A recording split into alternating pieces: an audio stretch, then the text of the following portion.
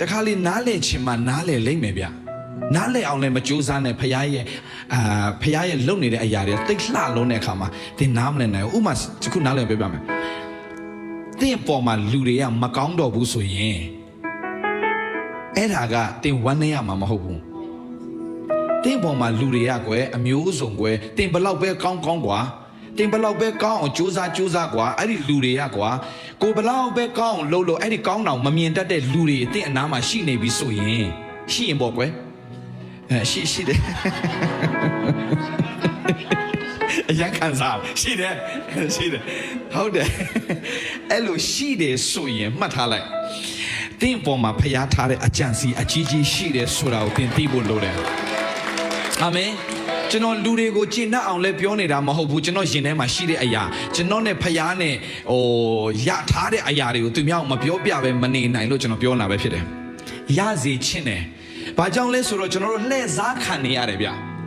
လှည့်စားခံနေရတယ်စာရန်ကကျွန်တော်တို့ကိုအမျိုးမျိုးသောအကြောင်းအရာတွေနဲ့လှည့်စားတယ်အင်္ဂလိပ်လိုဆိုတော့ temporary circumstances လို့ခေါ်တယ် temporary circumstances ဆိုတာကဖြစ်တဲ့လက်ရှိအခြေအနေလေးတွေကလမ်းဆုံးသွားပြီလို့ထင်ရလောက်တဲ့အခြေအနေမျိုးထိစာတန်ကလှည့်စားတတ်တယ်ဥမာဗျာယောသကမတည်သေးပါဘူးဒါပေမဲ့ယောသတည်သွားပြီဆိုတဲ့သတင်းစကားကို evidence နဲ့သူရဲ့သားတွေကသူ့အဖေကိုလာပြအဖေရဲ့သားငယ်တည်သွားပြီဒီမှာကြည့်ဆိုပြီးတော့မှဘာဖြစ်လဲတရိษံရဲ့အသွေးနဲ့နှစ်ထားတယ်သူ့သားရဲ့အဝတ်ကိုယူလာပြီးတော့ပြတဲ့နေ့ကနေစပြီးတော့မှယာကုပ်ကဘာဖြစ်သွားလဲဆိုတော့သူကလူသားအသက်ရှင်ပေမဲ့စိတ်ကသေသွားပြီဘာကြောင့်လဲဆိုတော့သူမျောလင့်ထားတဲ့သားကတယောက်ပဲရှိတယ်အဲ့ဒါကယောသကျွန်တော်အမေလောက်ဆုံးရှုံးတဲ့သူရှိအောင်မလားကျွန်တော်အမေကငငယ်တဲ့ဖခင်အယမ်းချစ်တဲ့အတော်ကြီးတယောက် sorry အမလေးတယောက်ဘယ်လိုပြောမှမသိ sorry မှားရင်လည်းအိမ်ရောက်ရင်စုကောင်းအန်ဒီလေးတယောက်သူမုတ်ဆိုးမဖြစ်တဲ့အချိန်မှာငငယ်လေးပဲရှိနေတယ်ဟုတ်လားအမေဘယ်ရွယ်ရှိလဲမုတ်ဆိုးမဘယ်ချိန်ဖြစ်တာလဲအမေလည်းအယမ်းစဉ်းစားတာပဲ40မပြည့်ပဲနဲ့မုတ်ဆိုးမဖြစ်တာ40မပြည့်ခင်မှာမုတ်ဆိုးမဖြစ်တာကျေးဇူးတင်တယ်မေရဲ့နောက်ကြမြည်လိုက်တာဆော်မကြားလိုက်ရတယ်မေဘာပြောတာလဲမဟုတ်ပါဘူး40မကြော်ခင်မှာမုတ်ဆိုးမဖြစ်တယ်ဒါပေမဲ့နောက်ကြမယူတဲ့အတွက်ကြောင့်ကျေးဇူးတင်တယ်လို့ပြောတာဟမ်တာသမီး3ယောက်ရှိတယ်လေမောယူမှာပေါ့အမေနော်အလကစားရပါအမေမုတ်ဆိုးမဖြစ်တဲ့အချိန်မှာတာသမီး3ယောက်ရှိပြီ40မကြော်သေးဘူးအရွယ်ကောင်းအပြင်သူကလည်းပညာတတ်ပါညာလေကျောင်းဆရာမကြီးလေဆိုတော့ကျောင်းပြုတ်သွားလဲ तू ကအင်္ဂလိပ်စာကျူရှင်ပြစားတယ် तू မှလည်းပတ်စံရှိတာပဲဟာလား तू လိုက်ချိုက်တဲ့လူလည်းရှိမှာပဲနည်းနည်းပါပေါ့စဉ်းစားနေတယ်မစဉ်းစားနဲ့တော့ပြီစဉ်းစား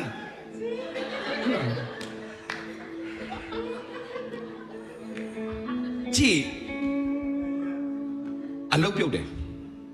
88အရေးခင်မှာစင်မောင်တက်ပြီးတော့ចောင်းသားတို့အဖေးသေးတယ်သူအားကိုရတဲ့အကိုကြီးသူ့ရဲ့အကိုကြီးသူကဒီတက္ကသိုလ်မှာဆိုရင်လှိုင်တက္ကသိုလ်မှာနော်ဟုတ်လားမေသူကတမိုင်းကတိကမြန်မာပြည်တမိုင်းတွေပါရေးတယ်သူအဲ့ကတိကဖြစ်တဲ့နေ့မှာပဲသူသိတာဆိုတော့သူကသူ့အကိုလဲသူအရန်အားကိုရတယ်သူ့အကိုလဲသွားပြီသူ့ယောက်ျားလဲသွားပြီတိတ်မကြောက်သူ့သမီးကျွန်တော်ရဲ့အမအကြီးဆုံးအသက်22နှစ်နဲ့သိတယ်22နှစ်အမေကျွန်တော်အတုပါချခဲ့တယ်ကျွန်တော်သိတယ်အမေ22နှစ်အသက်22နှစ်တဲ့ကျွန်တော်မျိုးလုံးထဲမထွက်ဘူးမေ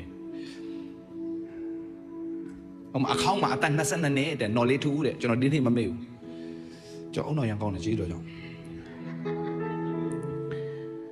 22နှစ်အဲ့ချိန်မှာကျွန်တော်ရေးလဲကြည့်ခွဲတာအဲ့22နှစ်မှာ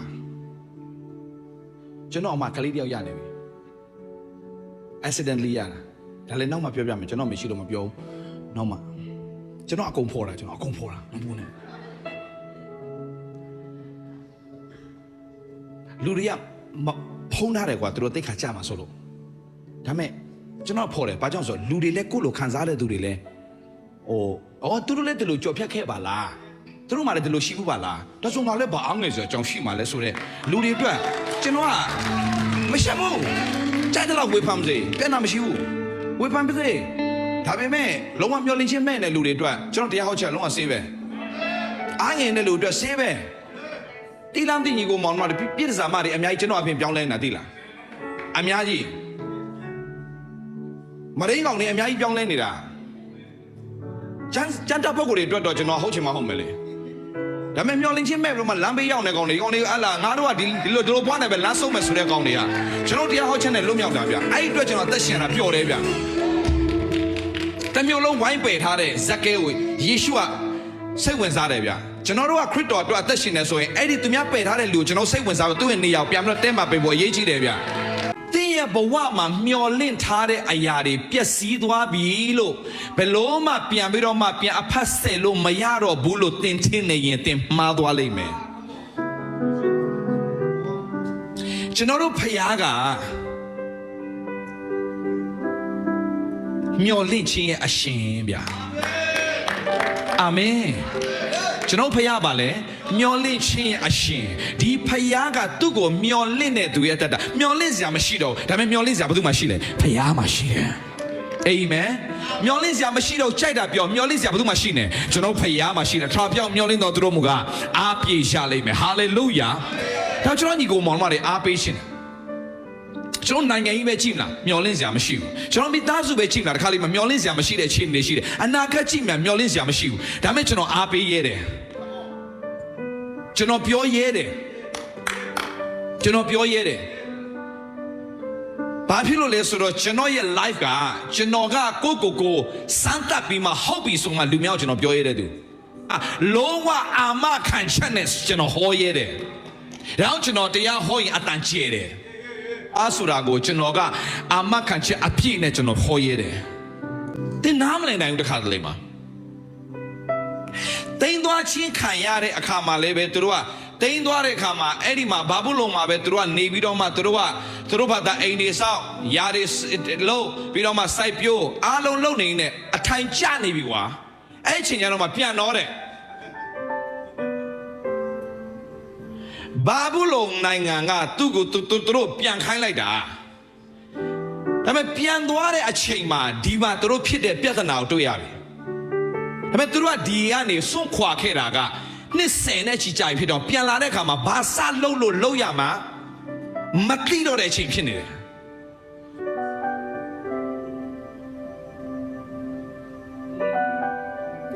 ကျွန်တော် live ကတခါတလေမှာအဆင်ပြေမယ်လှုပ်လိုက်ပြန်ပြက်စီးသွားလိုက်အစနေပြန်စလိုက်ဟောက်လာပြီဆိုတဲ့အချိန်မှာပြန်ပြက်စီးသွားပြန်ပြီပြန်စပြန်ပြီဆို live ကဘာလဲလို့တင်ထင်ရတဲ့အချိန်ရှိကောင်းရှိနိုင်တယ်ဖျားလုပ်တဲ့အရာစမ်းကြယ်တယ်ဥပမာကျွန်တော်နားလည်အောင်ပြောပြမယ်ကျွန်တော်က2000ခုနှစ်မှာ2020မှာမြန်မာပြည်မှာကျွန်တော်အဖမ်းမခံရခင်မှာကျွန်တော်ကတကယ် mega church ကိုစောက်ဖို့ရန်အတွက်ကျွန်တော်စပြင်ဆင်နေချိန်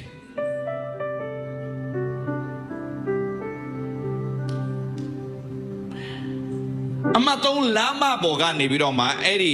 ကျွန်တော်မိတ်ဆွေတယောက်ကလည်းဒီမှာ mega church စောက်မယ်ဆိုရင်ရော့ဆိုတော့ဧကကို10နဲ့ချီပြပြီးသွားပြီကျွန်တော်မှတ်သုံးလမ်းမကြီးပေါ်မှာနေရာကောင်းကြီးဆွဲပြီဝုန်းဆိုဖန်ခံထိသွားတယ် why နားမလည်နိုင်ဘူးဒါပေမဲ့ဘယ်တော့မှဖခင် why ဆိုတဲ့စကားမပြောရဘူးဖခင်ကကြုံမြင်တဲ့ဖခင်ရှင်ဖြစ်တယ်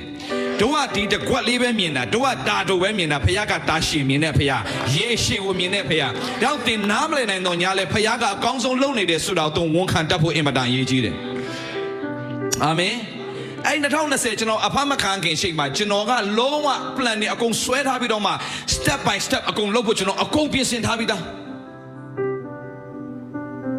စကြည့်ဗျာရှင်းပြောရရင်လူနေနဲ့ပြောမယ်ဆိုရင်ကျွန်တော်အတိုင်းဝိုင်းတစ်ခုခိုင်မာတဲ့အတိုင်းဝိုင်းတစ်ခုတိဆောက်ပြီးသွားပြီကျွန်တော်ကတင်းဆိုအကုန်လုံးဖြည့်ဆည်းခြင်းခံလိုက်ရတယ် okay အဲ့ဒါကောင်းဖို့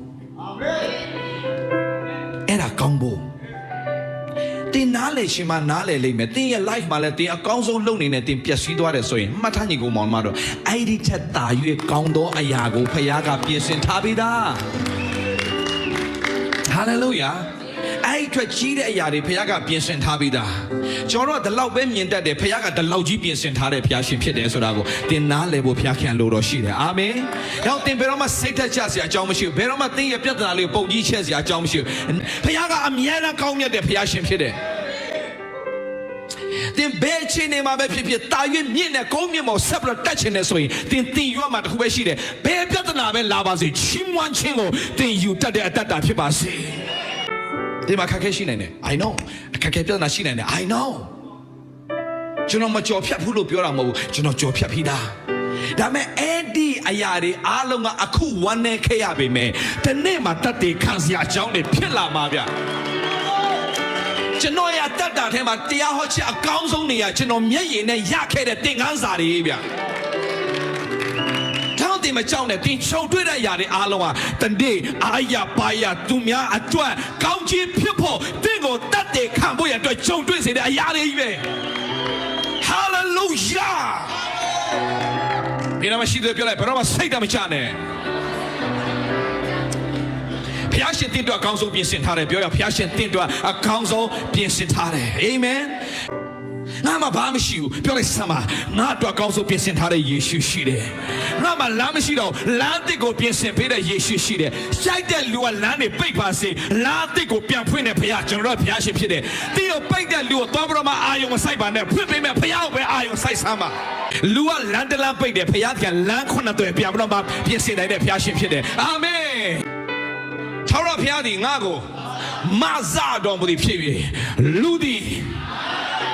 ရဲပြောလိုက်စမ်းမအခြေအနေတွေဆိုးရွားတဲ့အခြေအနေထဲမှာပဲလေပြောလိုက်စမ်းမငါ့ကိုမဆမယ်ဖခင်ရှိတယ်လို့ confident အပြည့်နဲ့ပြောလိုက်စမ်းမငါ့ကိုမဆမယ်ဖခင်ရှိတယ်မဆခဲ့တဲ့ဖခင်မဆနေတဲ့ဖခင်မဆအောင်မဲ့ဖခင်ကျွန်တော်အာယုစိုက်တာမမားစေနဲ့အာယုစိုက်တာမမားစေနဲ့တင်းကိုပြဿနာရှာတဲ့သူအာယုစိုက်တာမဟုတ်ဘူးဟာလေလုယာတင်းတို့အကောင်းဆုံးပြင်ဆင်တဲ့ဖခင်ကိုအာယုစိုက်ရတာပြဿနာရှာနေပါစေအဲ့ဒီပြဿနာရှာတဲ့လူတွေရှေ့မှာဘုရားကအံ့ဩစရာဖြစ်အောင်ဘုရားကလှုပ်လှုပ်နေတဲ့ဘုရားရှင်ဖြစ်တယ်ပရောဖက်ပြုခိုင်းသောစကားတင့်ကိုဒီထက်ဘုရားတာ၍ချင်းမြောက်အောင်မယ်ဆိုတာကိုတင်သိစေခြင်းနဲ့ဘုရားကလုပ်ငန်းနဲ့ဆိုင်တဲ့ကောင်းကြီးတွေတခါမှအိမ်မက်တောင်မမတ်ဘူးသေးတဲ့လုပ်ငန်းတွေတင်စတင်ပြီးတော့အကောင့်ထဲပေါ်ရတဲ့အခွင့်ကိုပြုဖို့ရန်အတွက်တင်နဲ့လက်တွဲမဲ့သူတွေဘုရားက divine connection တခုပြီးတခုချိတ်ဆက်လာတဲ့အချိန်ကာလရောက်လာလိမ့်မယ်တင်အတွက်အင်မတန်သစ္စာရှိတဲ့သူတွေဘုရားကတင်ကိုပို့ဆောင်လာပေးလိမ့်မယ်တင်တော့လှုပ်ရှားမလို့သူတို့အကုန်လှုပ်သွားပေးလိမ့်မယ်တင်ကိုချစ်တဲ့နှလုံးသားသူ့ထဲမှာဘုရားကထည့်ထားပေးပြီးတော့မှတင်ကိုလက်တွဲပြီးတော့လှုပ်ဆောင်ပြီးတော့တင်အကျိုးအတွက်သူကအစေခံတဲ့ခွင့်ကိုဘုရားကပြင်ဆင်ပေးလိမ့်မယ်အဲ့ဒါက divine connection Say I receive it. နေငါ့ကိုဘုရားခင်ပြောလိုက်တဲ့စကားအပြင်ငါလွတ်မြောက်ဖို့ကြောင့်ဖြစ်စေခဲ့တယ်ဆိုတဲ့တတ်တည်ခံခြင်းနဲ့ကောင်းကြီးဖြစ်စေတယ်ဆိုတဲ့အရာတွေ idea တစ်တွေရသွားတယ်ဆိုတဲ့အရာတွေတနေ့တည်းတတ်တည်ခံရလိမ့်မယ်ကျမ်းစာလေးကိုဇယက်ဆောင်အားပေးပြီးမှထိုင်တော်မူ၏သူစမဖတ်တော့အားဖြစ်လို့လေအပြစ်ပေးတဲ့ကိစ္စငါကိစ္စမင်္ဂလာကိုပြောရမယ့်ကိစ္စမင်းတို့ကိစ္စမင်္ဂလာနဲ့ဆိုင်တာမင်းအပြစ်ကိစ္စငါကိစ္စငါလောက်ဝကတဲ့မှာငါအကုန်စီရင်ချင်းခံတော့မှာမင်းနဲ့မဆိုင်တော့အဲ့ဒီဟာအဲ့ဒီဆိုင်တဲ့အရာတွေအားလုံးမင်းကိုပြောမယ်မင်းနဲ့ဆိုင်တာဘာလဲမင်္ဂလာမင်းတို့ရှိပြယေရှုအပြစ်တင်ကဘသူနဲ့ဆိုင်သွားပြီလဲမင်္ဂလာနဲ့ဆိုင်တော့သူဖြစ်သွားပြီကခန်းကြီး49ကဒုနဲ့ဆိုင်တဲ့အရာဘာလဲတင်းရတတ်တာထဲမှာဆင်းရဲခြင်းတွေကနေဝမ်းမြောက်ခြင်းတွေပြန်ဖြစ်လာလိမ့်မယ်မိုးကျွေးခြင်းကနေတချင်းဆိုရတဲ့ခွင့်ရလိမ့်မယ်ဆုံးရှုံးခဲ့တဲ့အရာတွေအစတရားပြန်လဲပြီးတော့ဂျိတ်တဲတာခွင့်မပြခင်ပြင်ဆင်ပေးလိမ့်မယ်မမြင်ခဲ့ဘူးဘာလို့ဘာကံမသိဘူးဝิญဉ်မျက်စိကမ်းပြီးတော့ယူပါယုံမဲ့တဲ့တတ်တာနေမျက်စိပြန်မြင်ရတဲ့ခွင့်ပြခင်ပြင်ဆင်ပေးလိမ့်မယ်ဟာလေလုယာဟာလေလုယာဒီမျက်စိကိုအဓိကပြောတာမဟုတ်ဘဲနဲ့ကျွန်တော်တို့ရဲ့အနာဂတ်ပြောင်းနေတဲ့အတ္တတွေလမ်းစာပြောင်းနေတဲ့တတ်တာတွေဘာလို့ဘာကံမသိတဲ့သူတွေဒါမဲ့ God will make a way for you hallelujah hallelujah ရဲ့ပြောရစမှာကြိုက်တဲ့လမ်းပိတ်ပါစေငါရဲ့ယေရှုဟာလမ်းတစ်ကိုပြင်ဆင်ပေးထားပြီဆိုရင်ယုံကြည်တဲ့သူတွေဖြစ်ပါစေ hallelujah never say no way. Jesus said, I am the way. Hallelujah. ဒါပေမဲ့ဘယ်နေရာရောက်ရောက်ဘယ်နေရာရောက်ရောက်ခရစ်တော်ရှိတဲ့နေရာက heaven ပဲခရစ်တော်ရှိတဲ့နေရာ heaven ပဲထောင်ဆိုတာတဲ့မကောင်းပါဘူးဆရာရဲ့တဲ့ဒါပေမဲ့အဲ့ဒီမှာအကြီးကဲတယောက်ပဲဆရာတို့နေတဲ့နေရာတော့တဲ့ဆရာထောင်ထဲမှာ VIP ပဲဆရာအဲ့လေ VIP ဘုရားသားသမီးအမြဲတမ်းမလုံးနဲ့ဝန်များများတာဝန်ခံတယ်များများတာဝန်ခံများများတာမင်္ဂလာစကားတွေတင်းအနာဂတ်တော့ကြိုပို့ထားစားဘယ်လောက်ဒုက္ခပေးပါစေတင်းအောင်မြင်လာရင်တော့မကြိုက်တဲ့လူကတော့ရှိမှာပဲညီကောင်မောင်တို့ဒါတော့မဆမ်းဘူးတင်းမျက်ရည်ကျတော့ငိုကြွေးတာပဲလူတွေကမြင်ရှင်တာဗျခေါင်းမောဘရအလိုနေရတင်းကောက်ပါညာကြည့်လို့မရတော့ဘူးဒါပေမဲ့ဖခင်တခင်လည်းတင်းဟုတ်တယ်တင်းကိုခေါင်းမောတော့ကြိုက်တယ်ဖခင်တဲ့မြေကြီးကိုစားပြီးတော့မှလက်ထအီလိုအဲ့လိုသွားတာကိုဖခင်မကြိုက်ဘူးလောကသားအဲ့ဒါကိုလှုပ်ရှင်ရှင်တာကျွန်တော်ဖခင်ကျွန်တော်ပါလေမင်းရဲ့ဥကောက်ငါချီမမယ်ဖခင်လို့မပြောဘူးလားကျွန်တော်ဖခင်ကျွန်တော်ဘယ်တော့မှလက်ထလို့ဖြစ်စေချင်တာမဟုတ်ရွှေလင်းရုံကဲတော့အတောင်ကိုဖက်ပြီးတော့အမြင့်ကိုပြန်တန်းစေချင်တာကျွန်တော်ဖခင်ပါဗျတင်းကလက်ထမဟုတ်ဗျာတင်းကပါလေရွှေလင်းရုံကဲတော့အမြင့်ဆုံးကိုပြန်တက်ပြီးတော့မှဟာလေလုယာမုန်တိုင်းကိုမကြောက်တဲ့သူကတင်းဖြစ်ရမယ်ဟာလေလုယာဘာဖြစ်လို့လဲမုန်တိုင်းကိုငြိမ့်စေတဲ့ဖခင်ကတင်းရဲ့ဖခင်ဖြစ်နေလို့ရခင်နာမှာဘုန်းကြီးပါစေယေရှုကလည်းယနေ့ပင်ဤချမ်းသာချက်သည်သင်တို့ကြားသည့်အတိုင်းပြည့်စုံလေပြီဟုမိန့်တော်မူ Hallelujah Hallelujah ယေရှုကလည်းယနေ့ပင်ဤချမ်းသာချက်သည်ယနေ့ပင် Come on receive it ယနေ့ပင်မင်္ဂလာနှစ်ကာလကငါမိသားစုတို့ဖြစ်တယ်ငါရတတ်တာတို့ဖြစ်တယ်လို့ဝန်ခံကြရအောင်ယနေ့ပြည့်စုံပြီ Receive it Hallelujahမနက်ဖြန်တစ်ပတ်ကမဟုတ်ယနေ့ပင်ဤမင်္ဂလာဟာတည့်တတ်တာတင့်မိသားစုမှာပြည့်စုံသွားပြီငါနဲ့ဆိုင်တာပါလေငါနဲ့ဆိုင်တာပါလေမင်္ဂလာဆိုတာတင်လုံးဝစိတ်ချရင်အာမင်ဒါဆိုတင်ရဲ့အမင်္ဂလာတွေအားလုံးဘသူယူသွားပြီလဲလက်ဝါးကတိုင်မှာယေရှုယူသွားပြီတင်ရဲ့အမင်္ဂလာတွေအားလုံးဘသူယူသွားပြီလဲယေရှုယူသွားပြီဒါဆိုတင်ရဲ့အမင်္ဂလာဘာမှမဆိုင်တော့ဘူးဒါဆိုရင်တင်ပြောမယ်ဆရာဒါဆိုကျွန်တော်ဘာကြောင့်ဒီလိုဒုက္ခရောက်တာလဲတင်မင်္ဂလာစကားစမှမပြောသေးတာတင်နဲ့မင်္ဂလာဆိုင်တယ်လို့တင်စပြောကြည့်လေတင်စပြောကြည့်လေအခုနညီမလို့ဗောသူ့မှာယောဂဖြစ်နေတယ်သူအောက်လန်းအထက်လန်းအလဲလန်းကြိုက်တဲ့လောက်ကုပို့ဆိုးသွားတယ်ဆရာဝန်နဲ့ကုတယ်ဆရာဝန်လည်းရှာမတွေ့ဘူးဒါပေမဲ့လက်ဝါးကတ်တိုင်မှာခံတော့တန်ချက်တော့နာယောဂညှိပြီးဝန်ခံနေရင်နဲ့တရားအမင်္ဂလာတရားအနာဆိုးတွေကိုလက်ဝါးကတ်တိုင်မှာယူသွားပေးတဲ့ယေရှုနာမဝန်ခံတော့ကြောင့်ဘယ်ချိန်ပြောက်သွားမှာဒီဘလောက်ပဲဆုံးရှုံးခြင်းနဲ့နေရာယူပါစေဘလောက်ပဲအမင်္ဂလာတွေနေရာယူပါစေငါဒီယေရှုနဲ့ဆိုင်တော့ကြောင့်မင်္ဂလာရှိတော်သူဖြစ်တယ်ငါနဲ့ဆိုင်တာမင်္ဂလာနတ်တိုင်းမှာခံစားမှာမင်္ဂလာနေ့တိုင်းမှာခံစားမှာမင်္ဂလာနေ့တိုင်းမှာခံစားမှာမင်္ဂလာလို့နေ့တိုင်းဝန်ခံတတ်လာရင်အမင်္ဂလာနဲ့အကုန်မင်္ဂလာပြောင်းသွားလိမ့်ဟာလေလုယာလို့ဖတ်တော့မယ်လို့ဖတ်တယ်6ကနေစဖတ်မယ်ငါတို့မူကဖတ်မယ်ငါတို့မူကလို့ဖတ်မယ်တင်းတို့မူကလည်းမဖတ်တော့ဘူး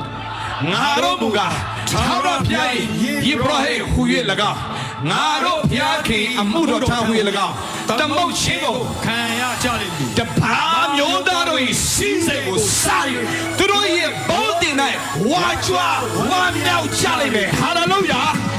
ဘယ်နာရှိတယ်ဘယ်လဲဆက်မဖတ်ခင်မှာတင်ဘယ်နာရှိတယ်သူပြောလိုက်အဲ့ဒါတင်တော့ဖြစ်တယ်ကျွန်တော်တော့ဖြစ်တယ်လို့ပြောရအောင်အဲ့ဒါတင်တော့ဖြစ်တယ်ကျွန်တော်တော့ဖြစ်တယ်ဟာလေလုယာတင်တို့ဆိုတဲ့နေရာမှာငါတို့ဖတ်မယ်ငါတို့အဆက်ခွဲခြင်းရနိုင်နှဆတော့အကျိုးကိုခံရဘယ်နှဆလဲနှဆတော့အကျိုးကိုခံရ၍အတရေပြည့်ခြင်းရနိုင်လည်းလေသူတို့အဖို့ကိုခံစားလေဝမ်းမြောက်ချလိမ့်မယ်သူတို့မြင်နိုင်နှဆတော့အဖို့ကိုအမွေခံခမဘယ်နှဆလဲအမွေခံချဖျား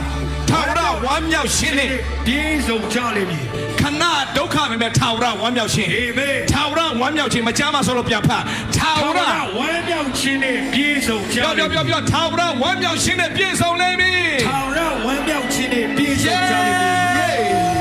ဟာလေလုယာဒီအဆက်ခွဲခဲ့တဲ့အရာတွေဘုရားခင်အဲ့ဒီလူတွေရှင်းပါပဲဘုရားပြန်ချင်းမြောက်လိမ့်မယ်ဒီတော့ဘုရားပြန်ချင်းမြောက်လိမ့်မယ်ဒီတော့ဆက်ခွဲတဲ့လူတွေရှင်းပါဘုရားပြန်ချင်းမြောက်လိမ့်မယ်Hallelujah ယာ အာမင် တင်းကိုစီကနေမတရားယူသွားတဲ့အရာတွေဘယ်တော့ပဲရှိပါစေတင်းကိုဖခင်အစပေါင်းများစွာပြန်လဲကောင်းချီးပေးလိမ့်မယ်ယုံကြည်တဲ့သူအာမင်ထူရအောင် အာမင် ဒါပေမဲ့ထူးဆန်းတာတစ်ခုရှိဒီဥစ္စာဖတ်ပြီးသွားရင်ကျွန်တော်တို့ယေရှုကိုယ်တိုင်ဖတ်တဲ့ဟာကိုကျွန်တော်ပြန်ကြည့်ရအောင်ဟုတ်ပလားညီကောင်မောင်တို့ဒါရေးကြည့်သွားပြီဟေရှာယကထရဖိတ်ဝိညာဉ်တော်ဒီငါ့ပေါ်မှာတည်တော်မူ၏အကြောင်းမှာစင်ရသားတော်ကဝမ်းမြောက်စရာတရင်ကိုကြားပြောစေခြင်းကငါ့ကိုဗိတ်သိက်ပေးတော်မူပြီးနှလုံးကြည်ကွဲသောသူတွေဒါဆိုဖခင်ရဲ့သဘောတဘာဝပါကြီးလေယေရှုခရစ်တော်ဒီလောကကိုဆေလွတ်တဲ့နံပါတ်1အချက်ကစင်ရတဲ့သူတွေကိုဝမ်းမြောက်စေခြင်းတာဘယ်စင်ရခြင်းပဲဖြစ်ဖြစ်အဲ့ဒီစင်ရသားကိုဝမ်းမြောက်စေခြင်းတာသင်ပတ်စံအရန်ချမ်းသာပေမဲ့သင်စိတ်ဆင်းရဲနေလေသင်ဆင်းရဲသားပဲ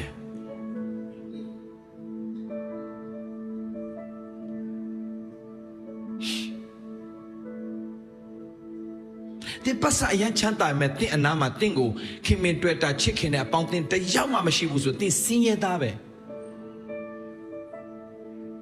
လူဆိုတာအပေါင်းသင်အတိုင်းဝိုင်းဆိုတာရှိပါတယ်